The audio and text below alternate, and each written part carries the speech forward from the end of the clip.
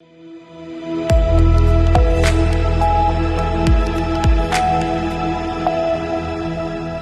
के बाद रुक करेंगे यूपी बुलेटिन की ओर, जिसमें बात होगी अमेठी की, जहां शिकायतों के बाद अब गैस सिलेंडर उपभोक्ताओं को राहत मिलने लगी है। साथ ही बात होगी बदायूं की, जहां सरसों की भूसी के बढ़ते कारोबार से लोगों की परेशानियां बढ़ गई हैं।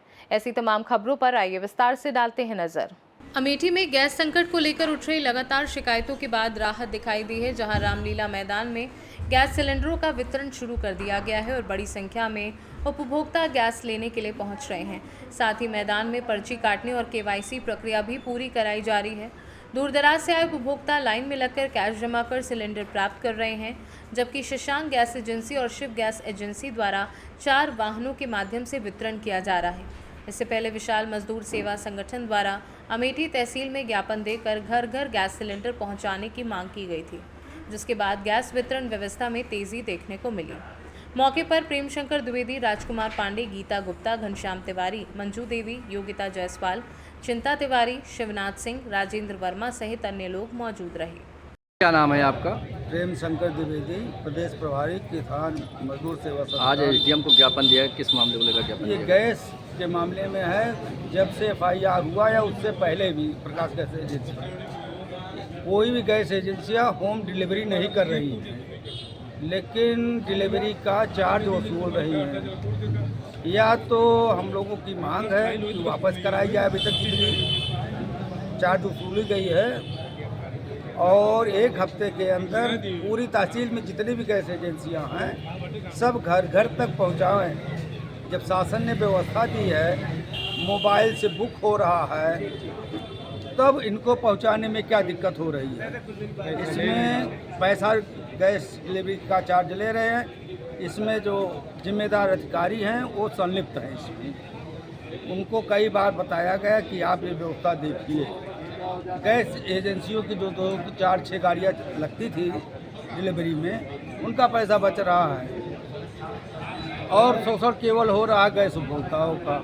हम लोग SDM साहब से मिले, उन्होंने हमारी बात को सुना, ज्ञापन लिया। क्या आश्वासन मिला आपको? आश्वासन मिला कि 1 सप्ताह के अंदर हम जो है व्यवस्था सुनिश्चित कराएंगे।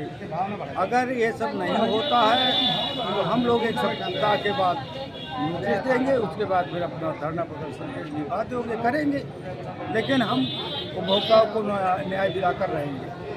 अमेठी से सीनू संवाददाता शैलेंद्र प्रताप सिंह की रिपोर्ट। मुजरिया क्षेत्र में सरसों की भूसी के बढ़ते कारोबार से स्थानीय लोगों को परेशानियों का सामना करना पड़ रहा है, जहां सहसवान रोड, उझानी रोड और बिलसी रोड के किनारे कई स्थानों पर भूसी के ढेर लगाकर डंपिंग की जा रही है और यहां से ट्रकों के माध्यम से सप्लाई होती है। आरोप है कि तेज हवा और आंधी के दौरान उड़ने वाली भूसी से प्रदूषण बढ़ रहा है। साथ ही ट्रकों में भूसी के साथ मिट्टी डालकर लोडिंग करने की कालाबाजारी भी सामने आ रही है, जिससे सप्लायर्स को अधिक मुनाफा होता है। बस्ती के बीच चल रहे इस कारोबार से लोगों का जनजीवन प्रभावित हो रहा है और क्षेत्रीय जनता ने प्रशासन से इस पर रोक लगाने और कार्यवाही करने की मांग की है। बदायूं से सीनू संवाददाता अभी शर्मा की रिपोर्ट। बुलंदशहर के शिकारपुर ग्रामीण क्षेत्र के ग्राम चित्तसौन में विकास के दावों की पोल खुलती नजर आ रही है, जहां गांव की गलियों में गंदगी का अंबार और मुख्य रास्तों पर जलभराव के कारण हालात बदहाल बने हुए हैं। घुटनों तक भरे गंदे पानी और कीचड़ से होकर स्कूल जाने को मजबूर नौनिहालों को भारी परेशानी का सामना करना पड़ रहा है, जिससे आए दिन बच्चे फिसलकर चोटिल हो रहे हैं और उनकी ड्रेस व जूते भी खराब हो रहे हैं। ग्रामीणों का कहना है कि इस स्थिति के चलते मलेरिया, डेंगू और त्वचा रोग जैसी बीमारियों का खतरा बढ़ गया है, जबकि कई बार शिकायत के बावजूद सफाई और जल निकासी की व्यवस्था नहीं की गई है। ग्रामीणों में रोष है और उन्होंने प्रशासन से जल्द समाधान की मांग की है। वहीं संबंधित अधिकारी ने मामले की जांच कर सफाई कराने की बात कही है।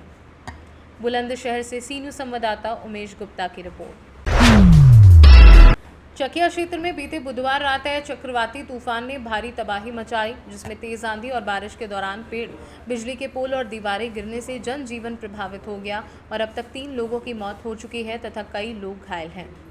जानकारी के अनुसार शिकारगंज निवासी गुलाब और करवदिया निवासी प्रभावती देवी के पेड़ गिरने से मौके पर ही मौत हो गई थी, जबकि दीवार गिरने से गंभीर रूप से घायल रामकेश की गुरुवार सुबह इलाज के दौरान मौत हो गई, जिससे मृतकों की संख्या 3 हो गई। तूफान के कारण कई गांव में बिजली व्यवस्था ठप हो गई और सड़कों पर पेड़ गिरने से आवागमन बाधित रहा।